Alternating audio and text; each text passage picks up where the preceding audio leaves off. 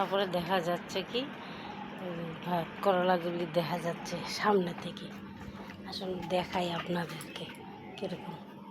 এই যে দেখুন, আমি ঘুরে নিই, এই যে দেখুন কোথায় লাগছে,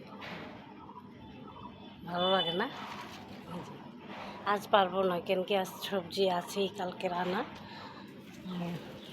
আর এই যে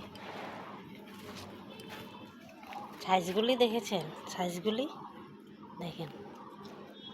এই যে এই যে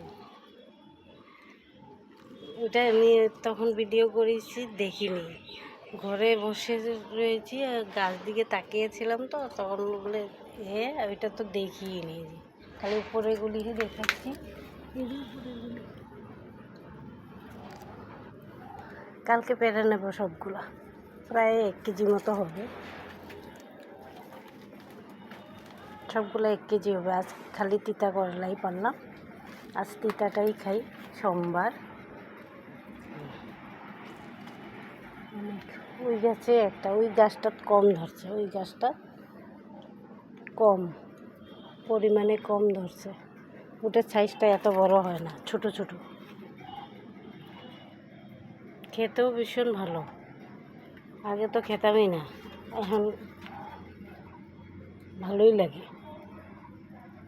ভাজি বানাও, পুর বানাও, পুরটাই বেশি খায় মেয়ে দুটা। এই যে একটা তিতা করলা, এটা তো পারতেই হবে, তিতা করলাটা নেই। এই যে আরেকটা,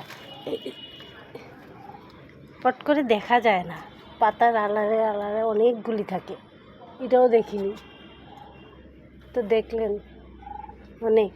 আমি ভিডিও ছাড়ার লগে লগে বলবে, বাবার বাবা তোমার কোন ঘরে হয়েছে, এই কথা বলবে। সব নজর দিয়ে রাখি। এরকম কি হয় আপনাদের? আর তিতা করলা কতগুলি পেরেছি দেখুন, দেখাই।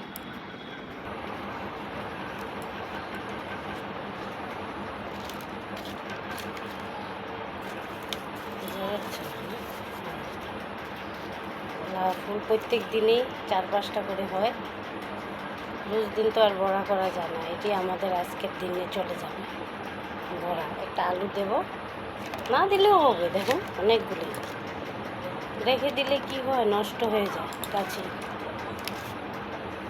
টাটা।